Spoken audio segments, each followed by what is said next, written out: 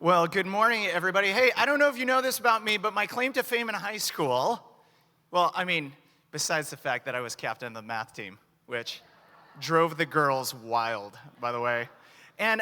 Besides the fact that also I went to my senior prom all goth.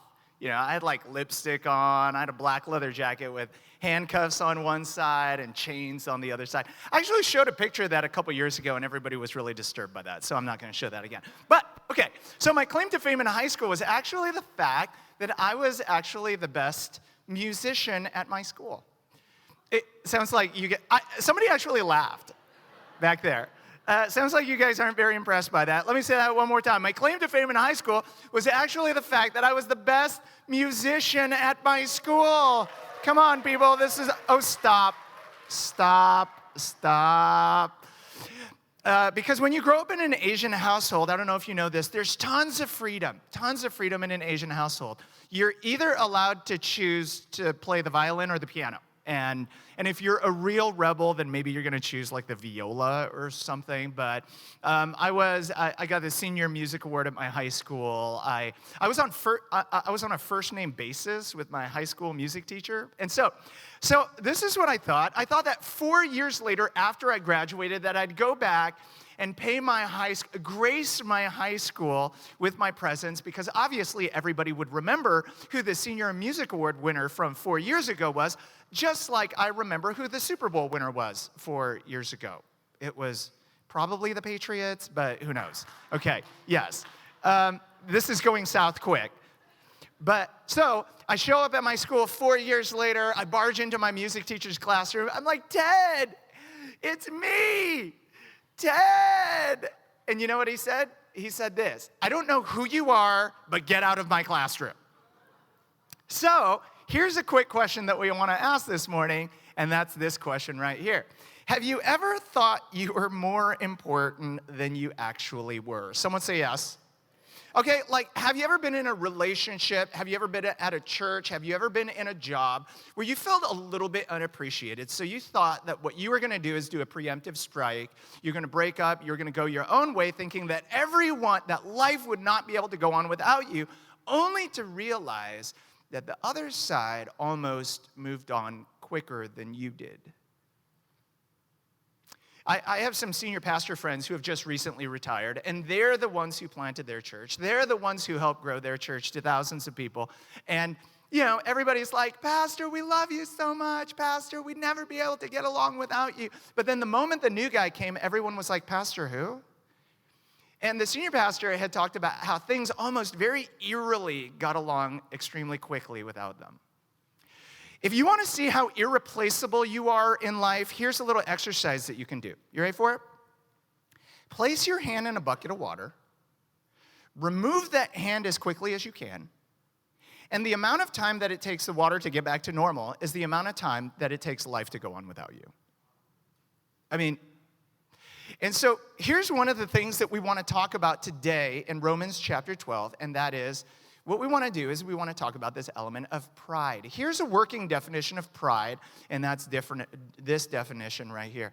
Pride is thinking of myself higher than I ought. Why do you wear the clothes that you do? Why do you drive the car that you do? Why do you post on Facebook the way that you do? Why do you want the kind of house that you do? Why do you get all up in arms and really sensitive when your wife tells you that you shouldn't be sitting on the couch watching Netflix all day when you should be engaging with your children? Not that I have ever been told any of those things. Why do we get so sensitive in a situation like this? Why? Because we have a tendency to think of ourselves pretty highly. And left unchecked, the natural tendency of all of that then is to think of ourselves more highly than we ought. And so here we are. What we're doing during the summer is we're covering all of Romans chapter 12. And what you're going to find is that Romans chapter 1 through 11 is probably the Apostle Paul's greatest presentation, the greatest treatise on the message of Christianity that us Christians like to call the gospel. And what he wants to do in chapters 1 through 11 is he wants to talk about how it is that the guilty are to become innocent before a holy God. How are we to become innocent before a holy God? And it's not because of the evidence, and it's not because we're actually innocent, but actually because Christ came to this earth to die on a cross to acquit us of all of our sins and to acquit us of all of our charges. Now, by the time we get to Romans chapter 12 is all about this. It's all about how are the guilty then to live? How are the acquitted to go on with their life? Are they to go on living like the guilty? In Romans chapter 6, the Apostle Paul would say, heck no. And so that's what we want to talk about. Romans chapter 12, if you have your Bibles, Romans chapter 12, we talked about verse 1, we've talked about verse 2. Today I have the privilege of talking about verse 3. Would you all stand with me, whether you're here, whether you're in the cafe? Would you all stand with me in the honor of the reading of God's word this morning? Romans chapter 12, verse 3 says this right here. For by the grace given to me, so again, he's referring back to what it is that he talked about in Romans chapter 1, verse 11, the grace of God that has been extended unto him. So in light of the grace that has been given unto me, this is what I would say unto you. Do not think of yourselves more highly than you ought, but rather think of yourself with, would you all say that phrase with me, with sober judgment, in accordance with the faith God has distributed to each of you, that we are to not think of ourselves more highly than we ought, but that we are to think of ourselves with sober judgment. Before you sit down, would you turn to somebody and would you say, you ain't all that?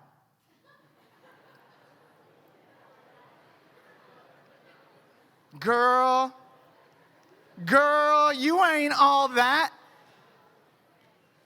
Okay, so let me catch you up, if you've missed the past couple weeks, on where we are in Romans chapter 12, verse 3. Romans chapter 12, verse 1, he says this, that you are, in light of everything that Christ has done for you, and in light of the fact that God has sacrificed himself for you, what are you to do? Are you to do absolutely nothing? No. That just as Christ has sacrificed himself for you, now it's your turn to sacrifice yourself for him. And not a dead sacrifice, because all sacrifices are dead, but a living sacrifice, a sacrifice that places ourselves on the altar every single day, committing ourselves to God. He then goes on to say, don't conform to the pattern of this world, but be transformed by the renewing of your mind. So in other words, your relationship with God should not only affect your external behavior, but first of all, it needs to affect your internal character. And then as we get to verse 3, he talks about the first place, the first change that we are to see in that internal character. And he says this, that the first change that I want to see is this, that you would simply not think of yourselves more highly than you ought. You and I would go, okay, well, God wants, I've just given my life to Jesus Christ as my Lord and Savior. What's going to be the evidence of that change? Well, I need to go to church every week. And that's a great behavior, but it's still an external behavior. Can you go to church every week and still not be a Christian? The answer is yes. You and I might say, that the answer to me being a Christian and evidencing that in my life is that I need to be on a setup and tear down team, which I would not fight you on, by the way. But it's still an external behavior. He says that what comes before the external behavior is an internal character change. And the first evidence of your relationship with God is simply that you would be a humble person. That you would not think of yourself more highly than you ought. And what you're going to find is that is very, very, very different than the world that we live in. Because the world is constantly telling you that you need to think of yourself more highly. That you need to respect yourself. That you need to treat yourself. That you need to esteem yourself that you need to look in a mirror and you need to say that I'm good enough, I'm smart enough, and gosh darn it, people like me. Let me tell you this. Whenever a child misbehaves, whenever a person does drugs, whenever a woman mistreats her body, whenever a person commits a crime, the answer that we have a tendency to come to in our culture and in our civilization, in our time right now, is obviously that person didn't think of themselves highly enough. That person didn't have a positive self-image of themselves, which is part of the reason why we give every child a soccer trophy, because we would obviously torture that child unless we gave them something that they didn't deserve. Right? But here's what you have to understand, that up until the 20th century, no culture, no civilization ever thought that. Up until the past 100 years, most cultures and most civilizations thought the problem of that culture, that the problem of people really lied within the fact that people actually think too highly of themselves. The people actually esteem themselves too much. And I really think that part of the attractiveness of this low self-esteem theory, this low self-esteem idea that we believe today, is because if we believe that the answer is that low self-esteem, well, then we don't have to make any moral judgments about somebody's behavior, do we? See, there used to be a day where we could challenge somebody's behavior and we could call it bad. We can't call anybody a bad person anymore. Man, I miss those days. The only thing that you can do is pat little Hitler on the back and tell him to turn that frown upside down. Because if you do that, well, then all of a sudden we don't have to wade into the moral ambiguity that our culture loves to live in, do we? Here's part of the reason why the Apostle Paul addresses pride. What you have to understand is that part of the reason why he addresses pride is not simply because, he wants you to be down on yourself. The Bible wants you to think this about pride, and this is what the Bible purports and proposes about pride, and that is this principle right here, that pride, believe it or not, is actually the worst of all sins. So what's worse than rape? Evidently, it's pride. What's worse than murder? Evidently, it's pride. What's worse than buying a TV from Costco and then returning it the day after the Super Bowl? Evidently, it's pride. Martin Luther, if you don't know who Martin Luther is, he's just like a really smart Christian. He says this about pride right here, that pride is the head, the life, and the very nature of all of sin.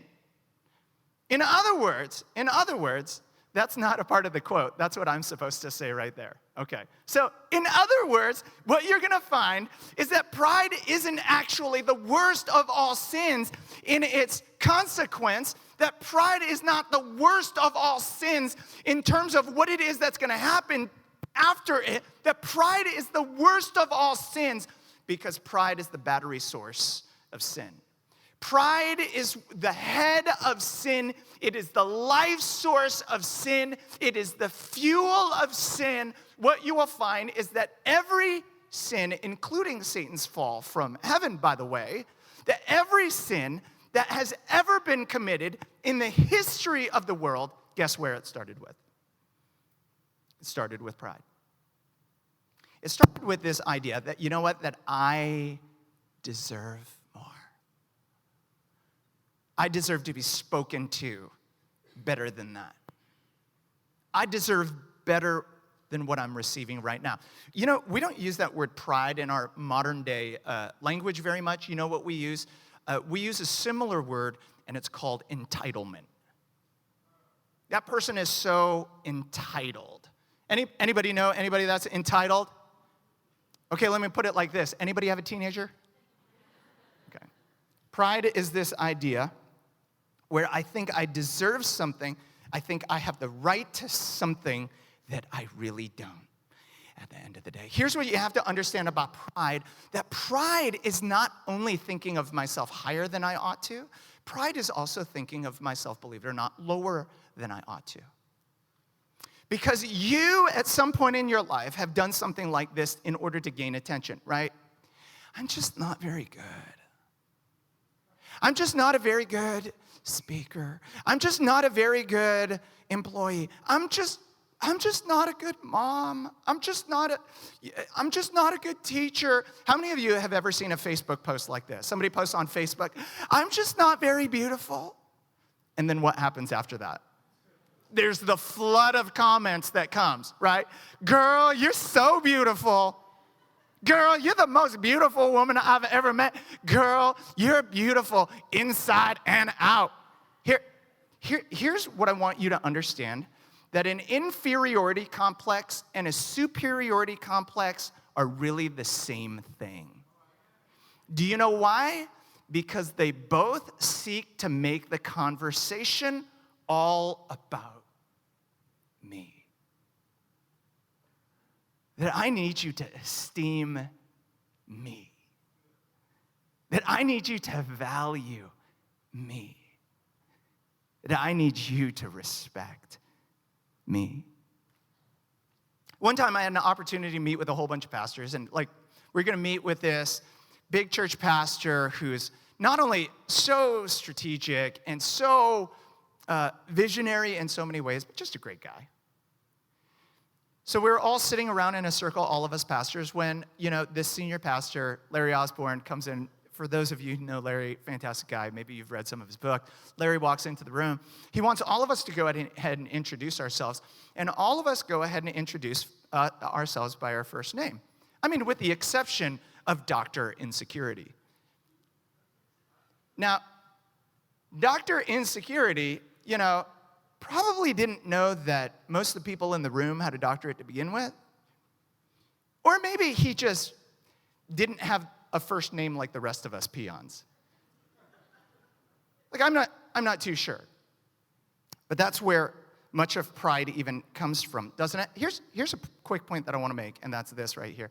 Everybody thinks they're a servant until they're talked to like one, right? Here's another quote from C.S. Lewis right here. C.S. Lewis says this right here. Pride gets no pleasure out of having something, only having more of it than the next person. I want you to process, and I want you to think about that for a second.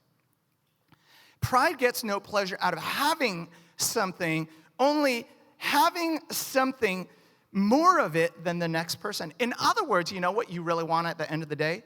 You just want a bigger In other words, that you really don't want to be rich, you just want to be rich. Because in fact, how do you even know that you're rich unless you have somebody to compare yourself to?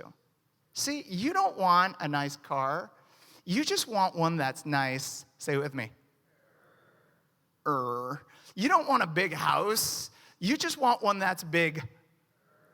You don't want to just be smart. You want to be smart. You want to be pretty. You want to be tall. You want to be big. You want to be successful. And sometimes what happens, right, is that you look in the mirror and you hate you because you realize that you'll never be as them. And see, it's in that situation that how do we begin to deal with that pride? How do we deal with that insecurity? How do we deal with that awful feeling that we'll never be able to measure up? I love what the Apostle Paul says in 1 Corinthians chapter 4, verse 3. He says this right here. In 1 Corinthians chapter 4, verse 3, he says, by the way, I think this is an absolute game changer. 1 Corinthians chapter 4, verse 3, it says this right here. I care very little if I am judged by you or any human court. Indeed, I do not even judge myself. So what the Apostle Paul is saying is this, that part of the reason why I don't clean up my house before house guests come over, how many of you would love to do something like that?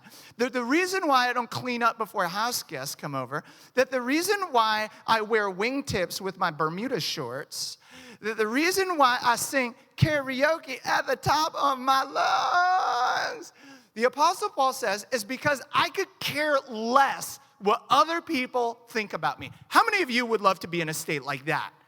That's me. I would love to not care about what other people think about me. Now, all of a sudden, what you find is that you and I would expect the Apostle Paul in this moment then to say, you know what? The only thing I care about is what I think of myself. Yet what you're going to find is that the Apostle Paul does not go there, does he? The Apostle Paul then goes on to say this, that he doesn't care about what any human court thinks about him. He says this, I do not even judge myself. That in other words, he's saying this, that I don't have a very high opinion of what you think of me. Guess what? I don't even have a very high opinion of what I think of me. You know why? Because I don't get my self-worth from other people's opinions, nor do I get my self-worth and my validation even from what I think about myself. Because I don't know how you think of yourself, but I have a voice in my head that's very, very, very not nice to me. He goes on to say this. What the Apostle Paul is going to do then is he's going to move right off the map into a territory that you and I know nothing about. And he says this in verse 4, where he says this right here, that my conscience is clear, but that doesn't make me innocent. Boy, would I love to do a sermon just on that verse. That just because you don't think you're doing anything wrong doesn't mean that you're not doing anything wrong, is essentially what the Apostle Paul is saying. But even more importantly, Mark, let's stay on topic, let's stay on topic, let's stay on topic. It is the Lord who judges me. Okay, this is crazy what the Apostle Paul is saying here. Because he says, yeah, I don't think of myself higher than I ought. I also don't think of myself lower than I ought. I just don't think of myself at all. C.S. Lewis, in probably his greatest work called Mere Christianity, he says this. He says that when you meet a humble person, that you would never come away going, wow, humble person, humble pig over there. Like, whoa, that person was totally humble. He said you wouldn't do that. He said that if you were to come away from meeting a humble person, what you would think is this, wow, that person just seemed really, really, really interested in me. Was always wanting to turn the spotlight away from themselves, the conversation away from themselves, always wanting to put the conversation back on me, the focus on me. In other words, humility isn't about thinking more of myself. Humility isn't about thinking less of myself. Humility is simply about thinking of myself less. You know what, Tim Keller, there's a pastor named Tim Keller. He calls this right here, he calls this the blessing of self-forgetfulness. The blessing of self-forgetfulness. See, let me ask you this. Are you ever hurt by criticism? Are you ever hurt when your wife, your husband, your boyfriend, your girlfriend, your mother, your father come to you and lend some very helpful advice about how it is that you are to live your life? Are you open to the idea of your boss coming into your office and telling you how it is that you might be able to improve your work performance? Because here's the thing. A truly humble person isn't devastated by criticism. Do you know why? Because other people's opinions, what other people think of them, aren't truly, truly, truly that important to them. Here's what I think. This is what I believe. One of the best bands in the era of modern music, I think, is U2. And part of the reason why I believe that is not only because they've sold 170 million records, and because they've earned 22 different Grammys. And if you look at the All-Star Hall of Fame Grammy list, what you're going to find is that they're really I would say amongst the top 10 or top 20, the only band and not solo artist. 22 Grammys, and this is what Bono has to say about his band and his life. He says this right here. There are moments when people, referring to his band members, there are moments when band members are so lost in their own selves, so lost in the demands of their own life, that it's very, very hard to be in a band. People want control. People want credit. People want to be the lords of their own domain. And then he says this, everybody as they get older begins to rid the room of argument. You see this in your family. You see this in your friends. I would add that you see this in your workplace with your boss. That what ultimately ends up happening is that their group of people around them get smaller and smaller and smaller and smaller until they ultimately end up with only a group of people who will agree with them. And then he comments at the end by saying this right here, that life ends up with a very, very dull sweetness. Are people afraid to tell you things? Are people stepping on eggshells as they walk around you? Because what you will find is that very, very few bands stay together. Jay-Z used to be in a band. Justin Timberlake used to be in a band. Ice Cube used to be in a band. Beyonce used to be in a band before they thought, I don't know if I want to share the limelight all that much. Very few sports teams end up staying together. Can I ask you this? You think if Shaq and Kobe stayed together that they might have won a couple more championships together? Yeah, I think so. And because of that very same reason, very few marriages end up staying together as well. Pride, pride, pride, pride, pride. Let's go back to verse 4 because verse 4 says this, that my conscience is clear, but that does not make me innocent because it is the Lord who judges me. I want you to look at that word innocent and I want you to look at that word judges because what you will find is that the Apostle Paul is using legal language, isn't he?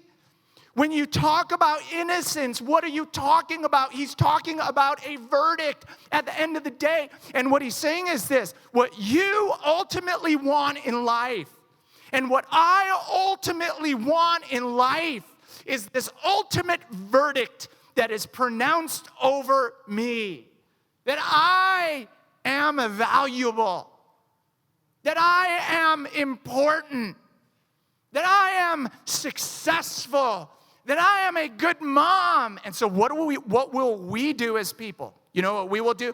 We will, every day, you will drag yourself into the courtroom. Every single day, you will drag yourself back onto trial. Here's the problem with that one idea, that some days you do good, but most days you're doing really, really, really bad, if you're anything like me. And what you will find is this. The Apostle Paul says, that roller coaster ride of your own self-identity that you find yourself on? He says this, I've found the solution to that. I've found the answer to that.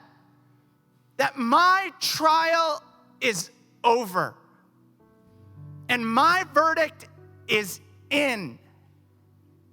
Because what does he say? He says this right here. Because it is the Lord who judges me. That in other words, that I don't care what y'all think about me. Guess what? I don't even care what I think about myself. That the only opinion that matters to me is what God thinks about me at the end of the day. Let me give you an example. Guess how I feel on Sunday after I give a bad sermon? I feel awful. Let me ask you this. Guess how I feel after I give a good sermon on Sunday? I feel even worse. You know why? Because I leave on Sunday thinking like this, I was so good. You can tell I struggle with a low self-image of myself. I was so good. I was so funny. This sounds so prideful. But then here's my thought, but I could never do that again. I just can't. And so maybe you can relate with this. I leave on Sunday thinking I'm somebody, but then on Monday morning, I go back to being a nobody who's trying to prove again that I'm a somebody. And guess what? It's exhausting. And it's tiring. And here's my goal one day. That one day, that I would be able to give a darn about what y'all thought about me. That I would give a darn about what I thought about myself. And that I would say that my verdict isn't based upon my next sermon, because my verdict is already in. For some of you, what you're going to find is this. For some of you who are mommies, for some of you who are stay-at-home daddies, this is what you're thinking to yourself, that my value and that my worth in life comes from how patient I'm going to be with my child tomorrow, and how it is that I'm going to treat my child tomorrow, and whether or not I'm going to yell or be patient with them tomorrow. And God says that's not the case, because your value and your verdict is already in. For some of you who live on this constant treadmill of trying to do sales in your life, you're going, that my worth and my value is very evident as I see this list of who it is that's the top salesperson, and that's not me. So my worth then is based upon how much I sell tomorrow and how much I sell next quarter, and God says that ain't the case, because your verdict is already in. Students, you want to take your value from how it is that you do on the SATs, or whether you make varsity or not, or what kind of college that you go to. And God says, you know what? That's not the case at all. Because you know what I love about Christianity? And you know what I love about our relationship with God? It's the fact that it's the only place in the world where the verdict actually comes before the evidence. That the verdict actually leads us to the evidence.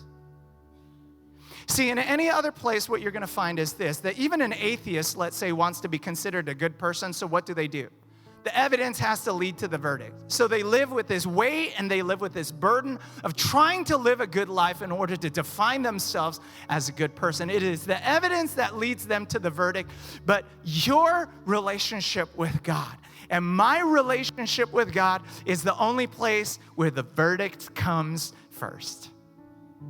And the verdict then leads me to my evidence. The verdict being that I am loved. The verdict being that I am valued. And that I am so valuable that God would send his son to die on a cross for me. That is my value. All of a sudden, I do the things that I do not because I have to, but I do the things that I do simply out of the joy of doing them. I go to church simply for the joy of going to church. That I read my Bible, that I volunteer, that I pray, that I do whatever that I give, that I do whatever I do for the sheer joy of doing what I do. So that's the beauty of that. And I would love for even some of you to place your faith in Jesus Christ today, to be able to say, God, for too long, I have placed my worth on my job. For too long, I have placed my worth in my children. For too long, I've placed my worth in how many likes and comments I get on Facebook. Here's what I'm going to do, God. Yours is the only opinion that matters to me. Why don't you bow your heads and pray with me? Father,